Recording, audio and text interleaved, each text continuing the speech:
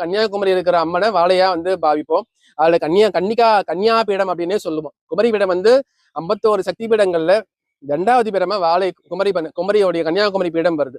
அந்த இடம் என்னன்னு பாத்தீங்கன்னா, அந்த இடம் வந்து அம்பாளுடைய முதுகு தண்டுவடம் விழுந்த இடம் அப்படின்னு சொல்லுவோம். சக்தி பீடங்கள்ல அம்பாளுடைய 51 சக்தி பீடங்கள்ல 107 சக்தி பீடங்கள் இருக்குது. அதுல முதல்ல முக்கியமா இருக்கிறது 51 சக்தி பீடம். சக்தி பீடம் எல்லாமே பாத்தீங்கன்னா அம்பாவுடைய ஒவ்வொரு அங்கங்களுடைய உறுப்பு பாகங்கள் விழுந்த சக்தி பீடமா இப்போதைக்கு இந்த பூலோகத்தில் இருக்குது.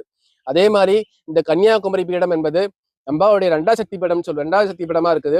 அது வந்து அம்பாவுடைய முதுகு தண்டு விழுந்த இடம். அந்த தண்டு விழுந்த இடத்துனாலதான் அங்க வந்து ஏன் அப்படின்னா இந்த ஸ்பைனல் கார்டுன்னு சொல்லுவோம். அந்த தண்டு விழுந்த இடம் தான் அம்பாள் அந்த சக்தி பீடமா அப்ப அங்க இருக்குது. அங்க அம்பாளை வந்து இந்திரனும் வழிபட்டு இருக்காரு.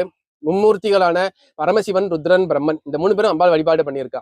அம்பாள் வந்து அங்க கையில கபாலம் இந்த கையில வந்து கலச கையில ஒரு கலசமும் ஒரு கையில